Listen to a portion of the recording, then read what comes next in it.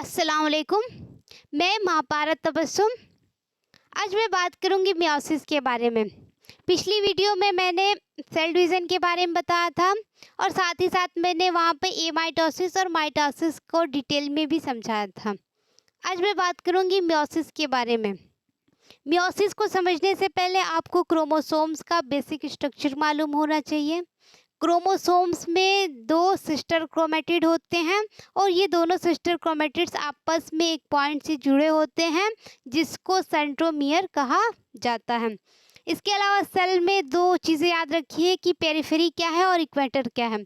Equator centre portion को कहते हैं और पेरिफेरी चारों तरफ के पोर्शन को कहा जाता है। अब देखिए मियोसिस क्या है। मियोसिस का डिटेल समझिए। मियोसिस को सबसे पहले जे.बी. फार्मर ने 1905 ईस्वी में बताया। मियोसिस का मतलब होता है रिड्यूस होना। मियोसिस ग्रीक के मियम से बना है। मियम का मतलब होता है टू रिड्यूस, यानी किसी चीज़ में जब कमी आती है, किसी चीज़ में रिडक्शन होता है तो उस तरह के प्रोसेस को मियोसिस कहा जाता है। तो इसी वजह से जे.बी. फार्मर ने इसका नाम मियोसिस दिया, क्योंकि इसमें नंबर ऑफ क्रोमोसोम्स 2n से n हो जाते हैं, यानी कोई भी डिप्लॉयड सेल है वो हैप्लॉयड सेल में कन्वर्ट हो जाएगा। तो मियोसिस का जितने भी लिविंग ऑर्गेनिज्म है उनकी लाइफ में बड़ा इंपॉर्टेंट रोल है।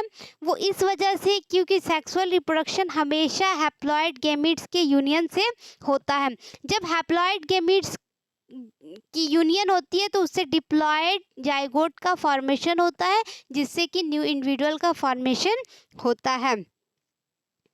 तो इस तरह से ये बात आप दिमाग में रखना कि कभी भी मियोसिस के केस में क्रोमोसोम्स की संख्या 2n से n में कन्वर्ट हो जाती है, यानी कि ये हमेशा गैमीट्स के फॉर्मेशन में उपयोगी है, यूज़फुल है। इसके अलावा मियोसिस जो होते हैं वो अल्टरनेशन ऑफ जनरेशन में भी काफ़ी हेल्पफुल रहा है, क्योंकि ये देखा गया है कि डिप्लॉयड और हैप्लॉयड फेज जो होते हैं वो एक दूसरे के अल्टरनेट करके होते हैं। जैसे मान लो कि एक हैप्लॉयड स्टेज आ रहा है, उसके बाद एक डिप्लॉयड स्टेज आ रहा है, फिर हैप्लॉयड स्टेज आ रहा है। तो इस तरह से जब जनरेशन को अल्टरनेट करके रखा जाता है या जनरेशन अल्टरनेट करके आती है तो इस तरह के प्रोसेस को अल्टरनेशन ऑफ जनरेशन कहा जाता है। मियोसिस के प्रोसेस में क्रोमोसोम्स जो होते हैं वो पहले एक बार डिवाइड होते हैं और न्यूक्लियस और साइटोप्लाज्म 2 बार डिवाइड होते हैं। तो मियोसिस के कारण हैप्लॉयड सेल्स का फॉर्मेशन होता है, यानी कि एक डिप्लॉयड सेल्स जो होगी वो 4 हैप्लॉयड सेल्स का फॉर्मेशन करेगी। तो मियोसिस के प्रोसेस को अलग अलग स्टेज में होने की वजह से 4 कैटेगरी में डिवाइड किया जा सकता है। जैसे कि एक होता है स्पोरोजेनिक मियोसिस, यानी कि स्पोर फॉर्मेशन के दौरान जब मियोसिस हो रही है तो उस तरह की मियोसिस को स्पोरोजेनेटिक मियोसिस कहा जाता है। इसके अलावा एक मियोसिस होती है जिसको गैमेटिक मियोसिस कहा जाता है, यानी गैमीट्स फॉर्मेशन के दौरान अगर मियोसिस हो रही है तो उसको गैमेटिक या गैमेटिक मियोसिस कहा जाता है।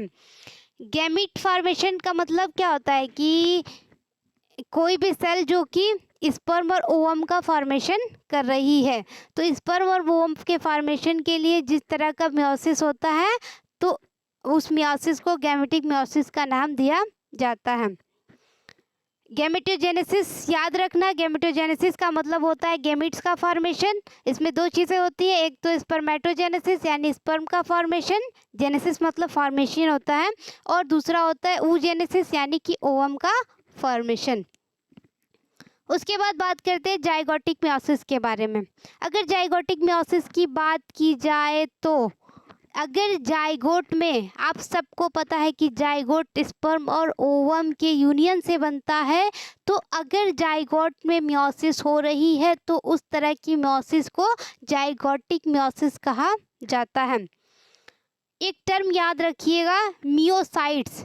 मियोसाइट्स का मतलब होता है वे सभी सेल्स, उन सभी सेल्स को मियोसाइट्स कह सकते हैं जिसमें मियोसिस हो रही है।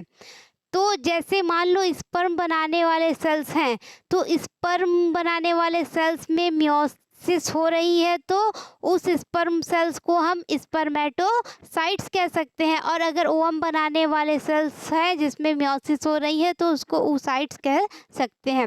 इसके अलावा प्लांट स्पोरेंजियम बनाने वाले मियोसाइट्स जिनको स्पोरोसाइट्स भी कहा जाता है। इसके अलावा एक सवाल आता है कि कौन से केमिकल सब्सटेंस है जो मियोसिस को इनिशिएट करने में हेल्पफुल है। जैसे कि ये देखा गया है कि बहुत सारे इंसेक्ट जो होते हैं उनमें एक डाइसोन नाम का एक केमिकल देखा गया है जो कि इनमें मियोसिस को स्टिमुलेट करता है या मियोसिस को इनिशिएट करता है। इसके अलावा अदर प्लांट्स और एनिमल्स में जो मियोसिस होती है तो उसके मियोसिस होने से पहले ये देखा गया कि जो डीएनए का अमाउंट होता है वो आरएनए के कंपैरिजन में कई गुना बढ़ जाता है। तो यानी कि ये डीएनए का अमाउंट जो बढ़ रहा है तो इनका बढ़ना ही मियोसिस को स्टिमुलेट करता है या मियोसिस को इनिशिएट करता है। इसके अलावा बहुत सारे इसमें वर्क हुए लेकिन अभी तक कुछ ऐसा केमिकल नहीं मिला जिससे ये पता चले कि मियोसिस को इनिशिएट कैसे किया जा रहा है या कौन सा केमिकल है जो मियोसिस को इनिशिएट कर रहा है, मियोसिस को शुरू कर रहा है। अब हम बात करते हैं प्रोसेस ऑफ मियोसिस के बारे में। मियोसिस के प्रोसेस को समझने के लिए पहले मियोसिस को समझ लेना होगा कि कितने पार्ट्स में डिवाइड किया जाता है। मियोसिस को 2 पार्ट्स में डिवाइड किया जाता है, एक डिवीज़न फर्स्ट में और दूसरा डिवीज़न सेकंड में। अगर डिवीज़न फर्स्ट की बात की जाए जिसको हेट्रोटाइपिक डिवीज़न कहा जाता है और डिवीज़न सेकंड को होमोटाइपिक डिवीज़न कहा जाता है। तो डिवीज़न फर्स्ट में देखिए कौन कौन से स्टेजेस होते हैं। डिवीज़न फर्स्ट में पहला होता है प्रोफेज फर्स्ट, यहाँ पे छूट गया है लिखना। तो एक प्रोफेज फर्स्ट होता है, फिर उसके बाद प्रोमेटाफेज फर्स्ट होता है, मेटाफेज फर्स्ट होता है और एनाफेज फर्स्ट और टीलोफेज फर्स्ट होते हैं। तो प्रोफेज की स्टेज जो होती है वो काफ़ी लंबी होती है। प्रोफेज में कई स्टेजेस देखे गए हैं जैसे प्रोलैप्टोटीन जिसको प्रोलैप्टोनेमा कहा जाता है, लैप्टोटीन जिसको लैप्टोनेमा कहा जाता है, जाइगोटीन जिसको जाइगोनेमा कहा जाता है, पैचिटीन जिसको पैचिनेमा कहा जाता है और डिप्लोटीन यानी जिसको डिप्लोनेमा कहा जाता है या फिर डाइकाइनेसिस जिसको डाइकाइनेसिस इसका कोई दूसरा नाम नहीं है। इसके अलावा डिवीज़न सेकंड की बात करें तो डिवीज़न सेकंड में भी कई स्टेजेस देखे गए हैं जैसे कि प्रोफेज सेकंड है, मेटाफेज सेकंड है, एनाफेज सेकंड है और टीलोफेज सेकंड है। आइए हम देखते हैं मियोसिस के प्रोसेस में कैसे कौन कौन से स्टेजेस हो रहे हैं और किस किस तरह से हो रहे हैं, कौन कौन सी इवेंट्स इसमें हो रही है। तो पहली चीज़ तो ये है कि मियोसिस का डिवीज़न इस तरह का डिवीज़न है कि कोई भी डिप्लॉयड सेल जो होते हैं उनमें दो कंप्लीट डिवीज़न होता है जिसके परिणाम स्वरूप है ना या फलस्वरूप 4 हैप्लॉइड न्यूक्लियाई का फॉर्मेशन या 4 हैप्लॉइड सेल्स का फॉर्मेशन होता है। अगर फर्स्ट मियोटिक डिवीज़न की बात करें तो ये बहुत ही लंबा प्रोफेज कवर करता है जिसमें होमोलॉगस क्रोमोसोम्स एक दूसरे के करीब आते हैं, साथ ही साथ हेरिडेटरी मटेरियल का इंटरचेंज होता है। इसके अलावा फर्स्ट मियोटिक डिवीज़न में ये देखा गया कि क्रोमोसोम्स की संख्या में रिडक्शन होती है और 2 हैप्लॉइड सेल्स का फॉर्मेशन होता है। तो फर्स्ट मियोटिक डिवीज़न को हम हेट्रोटाइपिक डिवीज़न का भी नाम दे सकते हैं। इसके अलावा सेकेंड मियोटिक डिवीज़न को मैंने बताया कि होमोटाइपिक डिवीज़न भी कहा जाता है। ये होमोटाइपिक डिवीज़न जो होता है वो माइटोसिस के जैसा ही होता है। अब आइए मैं डिटेल बताऊं डिवीज़न फर्स्ट का। अगर हेट्रोटाइपिक डिवीज़न की बात की जाए जिसको फर्स्ट मियोटिक डिवीज़न कहा जाता है तो फर्स्ट मियोटिक डिवीज़न के स्टार्टिंग में ये देखा गया है कि जो सेल्स की न्यूक्लियस होती है वो साइटोप्लाज्म से पानी को वाटर को एब्जॉर्ब करती हैं और अपने वॉल्यूम को 3 गुना बढ़ा लेती हैं। पहले वो साइटोप्लाज्म से पानी लेगी और पानी लेके अपना वॉल्यूम बढ़ा लेगी। तो ये देखा गया है कि न्यूक्लियस की वॉल्यूम जैसे ही बढ़ जाती है उनके जो न्यूक्लियर कंपोनेंट होते हैं उनमें भी मॉडिफिकेशन होने लगते हैं। और इसमें जैसे ही बहुत सारे चेंजेस होते हैं न्यूक्लियर कंपोनेंट में और साथ ही साथ न्यूक्लियस की वॉल्यूम में जब चेंजेस दिखाई देते हैं तो इससे फर्स्ट मेयोटिक डिवीज़न शुरू हो जाता है, जिसको हम प्रोफेज के नाम से जानते हैं। अगर फर्स्ट प्रोफेज की बात की जाए तो ये मेयोटिक डिवीज़न का बहुत ही लंबा स्टेज है और इस स्टेज में डीएनए का अमाउंट डबल हो जाता है और बहुत सारे डीएनए की सिंथेसिस भी इस स्टेज में स्टार्ट हो जाती है, शुरू हो जाती है। इसमें बहुत सारे सब स्टेजेस भी देखे गए हैं। जैसे इसमें एक स्टेज होता है प्रोलैप्टोटीन। अगर प्रोलैप्टोटीन की बात की जाए तो इस स्टेज जो में ये देखा गया कि क्रोमोसोम्स बहुत ही थिन, लॉन्ग, अनकॉइल्ड और साथ ही साथ थ्रेड लाइक स्ट्रक्चर के रूप में दिखाई दे रहे हैं। इसके बाद हम बात करते हैं लैप्टोटीन की। अगर लैप्टोटीन की बात की जाए तो क्रोमोसोम्स अनकॉइल हो गए हैं और थ्रेड लाइक दिखाई दे रहे हैं और क्रोमोसोम्स इस स्टेज पर उनमें कुछ स्पेसिफिक ओरिएंटेशन होता है। इसके अलावा सेंट्रियोल का फॉर्मेशन होगा। एक सेंट्रियोल जो होगा वो डुप्लीकेट हो जाएगा और दो सेंट्रियोल का फॉर्मेशन करेगा और दोनों सेंट्रियोल अपोजिट पोल पर चले जाएंगे। जब ये अपोजिट पोल पर जाते हैं तो इनका फिर से डुप्लीकेशन होता है, यानी कि दो सेंट्रियोल एक पोल पर बन जाते हैं। तो एक पोल के दो सेंट्रियोल को एक साथ हम डिप्लोसोम कह सकते हैं। अब हम बात करते हैं जाइगोटीन के बारे में या जाइगोनेमा के बारे में। अगर जाइगोनेमा की बात की जाए तो इसमें होमोलॉगस क्रोमोसोम्स की पेयरिंग होती है।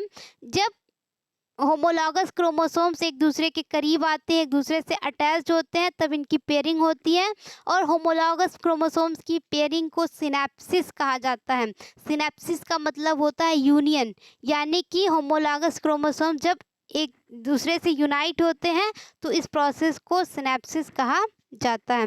सिनैप्सिस जो होते हैं वो कई तरह से हो सकते हैं। अगर दो होमोलॉगस क्रोमोसोम्स एक दूसरे से प्रो टर्मिनल यानी कि टर्मिनस पर अपने जुड़ते हैं तब इस तरह की सिनैप्सिस को प्रो टर्मिनल सिनैप्सिस कहा जाता है।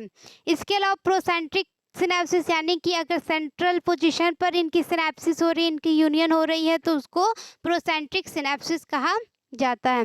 इसके अलावा लोकलाइज्ड पेयरिंग या रैंडम पेयरिंग होती है या रैंडम सिनैप्सिस कहा जा सकता है। तो जो रैंडम सिनैप्सिस होती है वो कहीं पे भी होमोलॉगस क्रोमोसोम जो होते हैं वो आपस में जुड़ने लगते हैं। इसके बाद हम बात करते हैं पैचिटीन के बारे में।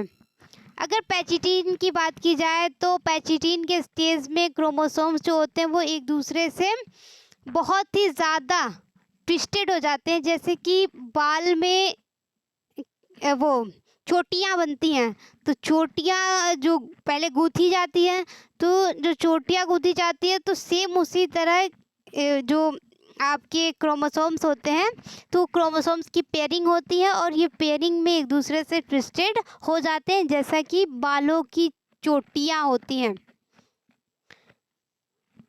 और अब फिर देखा गया है कि पैचिटीन के मीडियम स्टेज में जितने भी क्रोमोसोम्स होते हैं वो अब लंबाई में फटने लगते हैं और एक क्रोमोसोम्स जो होते हैं वो लंबाई में ट्विस्टेड होकर लंबाई में स्प्लिट होकर दो क्रोमेटिड्स का फॉर्मेशन करते हैं। यानी कि जब क्रोमोसोम्स की स्प्लिटिंग होती है तो उस समय ये कंप्लीट स्प्लिटिंग नहीं होती है, बल्कि एक पोर्शन पर वो एक दूसरे से चिपके होते हैं जिनको सेंट्रोमियर कहा जाता है। एकदम वही स्ट्रक्चर बनता है जो मैंने क्रोमोसोम्स का बेसिक स्ट्रक्चर बताया। पैचिटीन क्रोमोसोम्स में 4 क्रोमेटिड्स एक दूसरे से जुड़े होते हैं, इसलिए इनको बाईवैलेंट भी कहा जाता है। और इसी स्टेज में बहुत सारे हेरिडेटरी मटेरियल का एक्सचेंज भी होता है, जिसको क्रॉसिंग ओवर के नाम से जानते हैं। क्रॉसिंग ओवर के बारे में स्टर्न और होर्टा बताते हैं कि ये जो क्रॉसिंग ओवर की प्रोसेस होती है वो इंडोन्यूक्लियस एक तरह का एंजाइम है और लाइगेज, इन दोनों एंजाइम की वजह से ही होता है।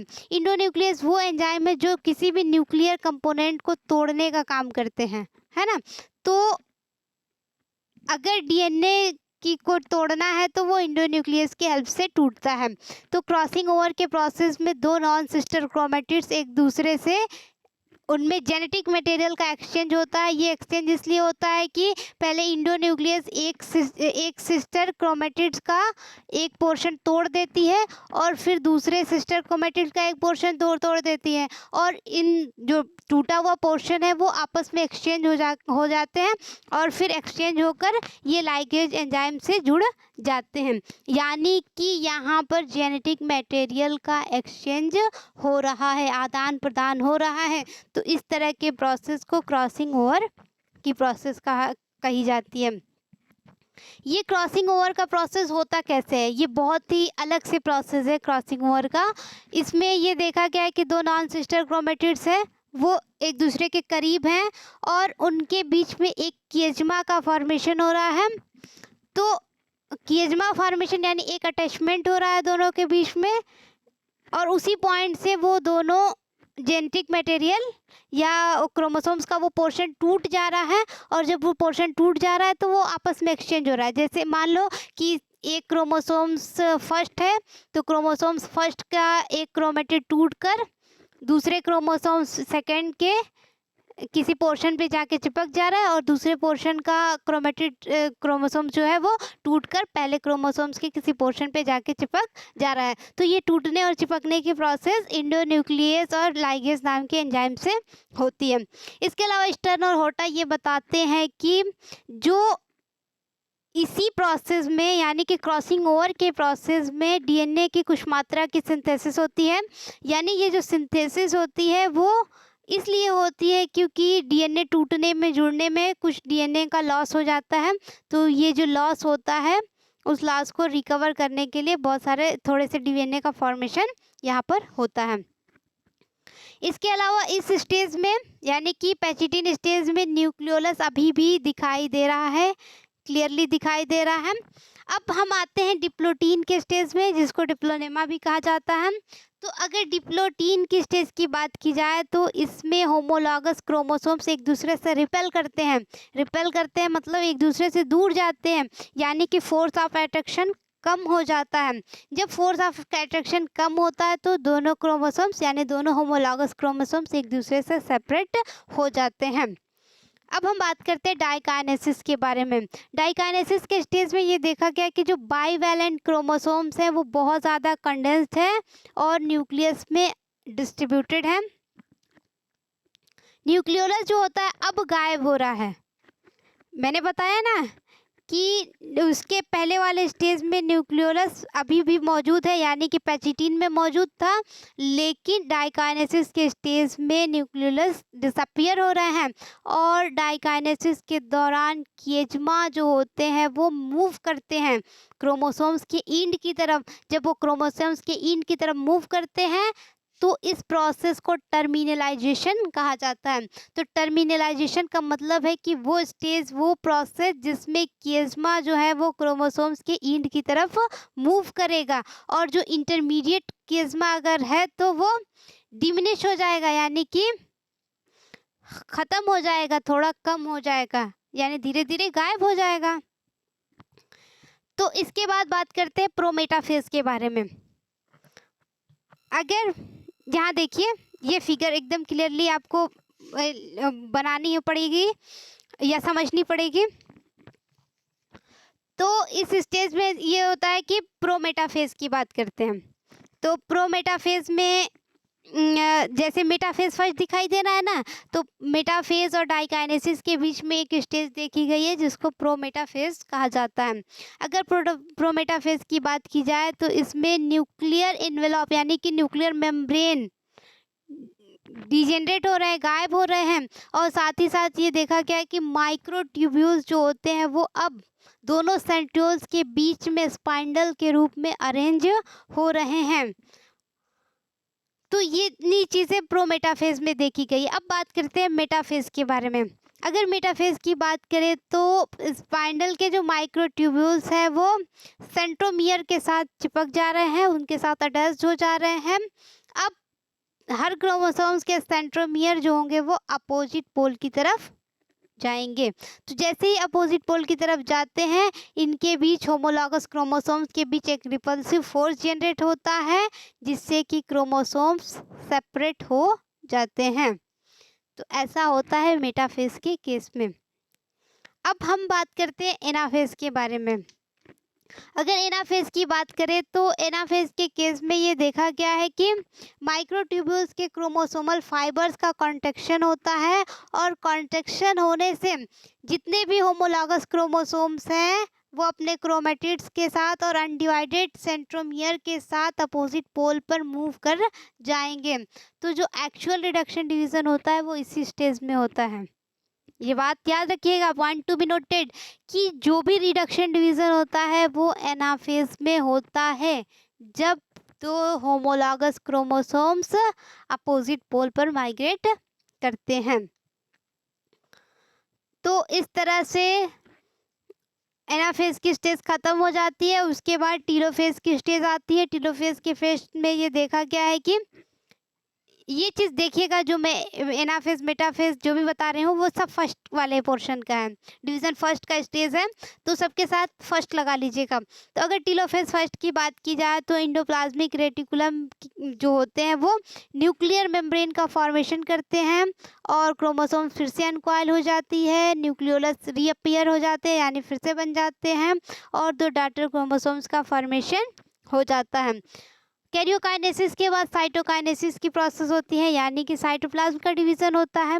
तो साइटोप्लाज्म के डिवीज़न से दो हैप्लॉइड सेल्स बन जाते हैं। अब दोनों हैप्लॉइड सेल्स में आधे आधे क्रोमोसोम्स होते हैं। इसके बाद सेल की एक रेस्टिंग फेज आती है जिसको इंटरफेज कहा जाता है। अब हम पहुंचते हैं सेकेंड मेयोटिक डिवीज़न में पहुंचते हैं। इसमें देखा गया है कि वही सेम स्टेज होता है जो माइटोटिक डिवीज़न में होता है, यानी कि इस तरह के डिवीज़न को, इस तरह के स्टेज को होमोटाइपिक डिवीज़न या फिर डिवीज़न सेकेंड के नाम से जान सकते हैं। तो होमोटाइपिक डिवीज़न या सेकेंड मेयोटिक डिवीज़न जो होते हैं वो एक्चुअल में एक तरह का माइटोटिक डिवीज़न है, जिसमें हैप्लॉइड जो सेल्स जो होते हैं वो डिवाइड होते हैं दो। जैसे मान लो कि इसके डिवीज़न फर्स्ट में दो सेल्स का फॉर्मेशन हुआ जो कि हैप्लॉइड है। अब वो दो हैप्लॉइड सेल्स फिर से डिवाइड होते हैं और जिससे 4 सेल्स का फॉर्मेशन होता है। तो बड़ा ही इंटरेस्टिंग हो रहा है ये आपका टॉपिक। अब मैं बात करती हूँ प्रोफेज सेकेंड के बारे में। प्रोफेज सेकेंड की बात करें तो जितने भी सेंट्रियोल होते हैं वो दो पार्ट्स में डिवाइड होते हैं, और दोनों सेंट्रियोल जो होते हैं वो दो जोड़े सेंट्रियोल्स का फॉर्मेशन होता है, और दोनों एक एक जोड़े इसका सेंट्रियोल जो होता है वो अपोजिट पोल पर माइग्रेट कर जाता है। तो जब माइक्रोट्यूब्यूल्स जो होते हैं, जितने भी स्पाइंडल फाइबर्स के माइक्रोट्यूब्यूल्स होते हैं वो अब अरेंज हो जाते हैं, यानी कि स्पाइंडल का फॉर्मेशन होने लगता है, और जो न्यूक्लियर मेम्ब्रेन और न्यूक्लियोलस है वो डिसअपियर हो जाएंगे, और क्रोमोसोम्स क्रोमेटिड्स के साथ छोटे हो जाएंगे, मोटे हो जाएंगे, थिक हो जाएंगे। अब मैं बात करती हूँ मेटाफेज सेकेंड के बारे में। अगर मेटाफेज सेकेंड की बात करें तो क्रोमोसोम्स जो होते हैं वो स्पाइंडल के इक्वेटर पर अरेंज्ड हो जाते हैं, और जो सेंट्रोमियर्स जो होते हैं वो दो में डिवाइड हो जाते हैं, और हर क्रोमोसोम जो होते हैं वो दो मोनेट्स यानी कि दो डॉटर क्रोमोसोम्स का फॉर्मेशन करते हैं, और स्पाइंडल के माइक्रोट्यूब्यूल्स जो होते हैं वो सेंट्रोमियर के साथ अटैच्ड हो जाते हैं। अब मेटाफेज सेकेंड ख़त्म हो गई। अब बात करते हैं एनाफेज सेकेंड के बारे में। अगर एनाफेज सेकेंड की बात करें तो जो डॉटर क्रोमोसोम्स होंगे वो अपोजिट पोल पे चले जाएंगे, और ये अपोजिट पोल पर इसलिए जाते हैं क्योंकि स्पाइंडल के जो इंटरजोनल माइक्रोट्यूब्यूल्स है और क्रोमोसोमल माइक्रोट्यूब्यूल्स होता है उनमें कॉन्ट्रैक्शन होने लगता है, और इस कॉन्ट्रैक्शन की वजह से ही डॉटर क्रोमोसोम्स अपोजिट पोल पर मूव कर जाते हैं। अब मैं बात करती हूँ टीलोफेज के बारे में। अगर टीलोफेज की बात करें तो क्रोमेटिड्स जो है वो अपोजिट पोल पर चले गए हैं, अब उनको क्रोमोसोम्स कहा जा सकता है। इंडोप्लाज्मिक रेटिकुलम फिर से बन रहे हैं, और साथ ही साथ इंडोप्लाज्मिक रेटिकुलम जो होते हैं वो न्यूक्लियर मेम्ब्रेन का फॉर्मेशन करते हैं, और फिर साथ ही साथ इसमें साइटोकाइनेसिस की प्रोसेस होती है, यानी कि हर एक हैप्लॉइड सेल से 2 हैप्लॉइड सेल्स का फॉर्मेशन हो जाता है।